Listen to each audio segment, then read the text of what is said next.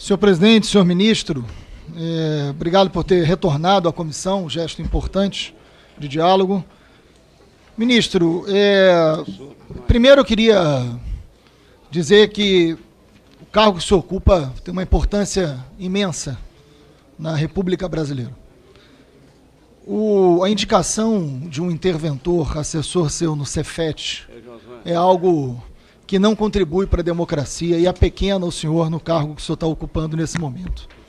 É preciso ter a grandeza de entender o significado de ser ministro da Educação e, nesse sentido, o respeito à democracia é fundamental para quem ocupa esse cargo, ministro. O senhor tem indicado, como fez na Universidade Federal do Ceará, as pessoas candidatos que não foram os mais votados, pelo contrário, tiveram 10% dos votos. Isso pode ser legal, mas está longe de ser ético, ministro. E o cargo de ministro exige uma responsabilidade grande com o que é ético, não necessariamente com o que é legal.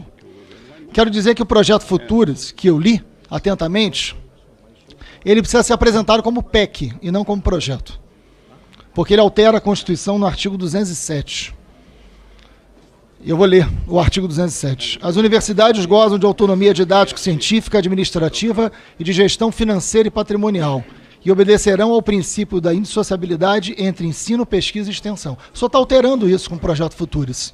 E eu não estou aqui entrando no julgamento. Ao alterar um artigo da Constituição, só pode ser apresentado como PEC e não como projeto de lei. Então, essa é a primeira observação técnica a ser feita.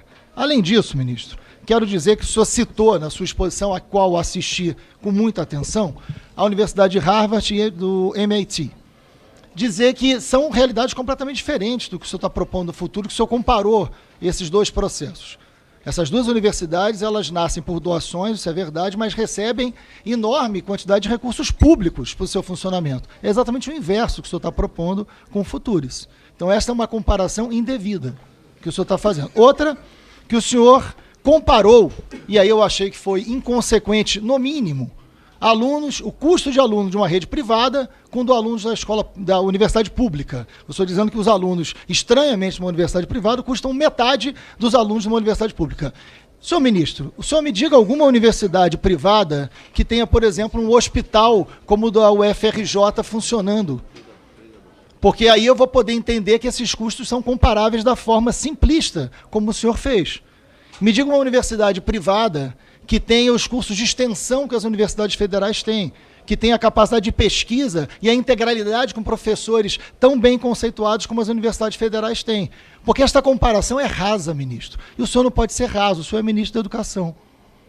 Essa comparação é frágil e ela nos leva a algo muito ruim, que é um projeto de preconceito às universidades, ferindo a autonomia dessas universidades. Essa comparação é estapafúrdia, ministro. O senhor não pode fazê-la porque ela não é real.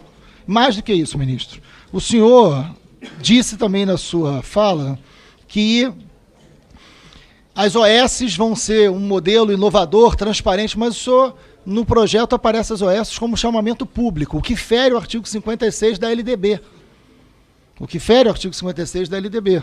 E longe, lembrando as falas dos deputados que iniciaram essa sessão, a experiência que nós temos de OS, elas precisam de um rigor de fiscalização muito grande. Elas não são uma solução em si.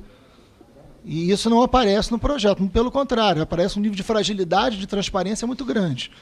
Bom, e para caminhar para a conclusão, ministro, o senhor disse também que nas áreas humanas, nas universidades públicas, chega-se a 90% de desistência. Eu anotei atentamente a fala do senhor aqui.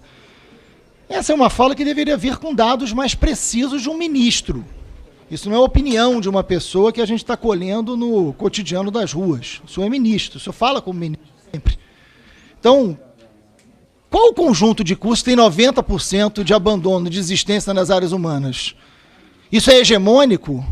Isso caracteriza a área humana das universidades públicas? Ou isso gera mais preconceito, como o senhor já gerou tantas vezes, falando em balbúrdia, né, ou caracterizando as áreas sociais, ou isso aumenta o seu leque de intransigência e de preconceito com a área humana, falado muito mais por um fanático do que por um ministro. E, por fim, peço só para ter o tempo de concluir, com o mesmo tempo da deputada Carla Zambelli, dizer o seguinte, ministro. Eu espero que a postura do senhor seja mais compatível com o cargo que o senhor... Eu sei que você trabalha muito. Concluir? Eu estou igual a deputada Carla Zambelli. Nós fomos tolerantes Então, foi com um minuto que ela alguns teve. dos outros colegas. Então, ministro, assim, que o senhor tenha mais respeito pelo pensamento do Paulo Freire, que o senhor tente ler melhor o pensamento do Paulo Freire, porque o senhor demonstra ódio e desprezo por um dos maiores educadores do mundo. E é muito ruim, o senhor se torna menor. O senhor vai acabar gerando muitas paralisações no Brasil.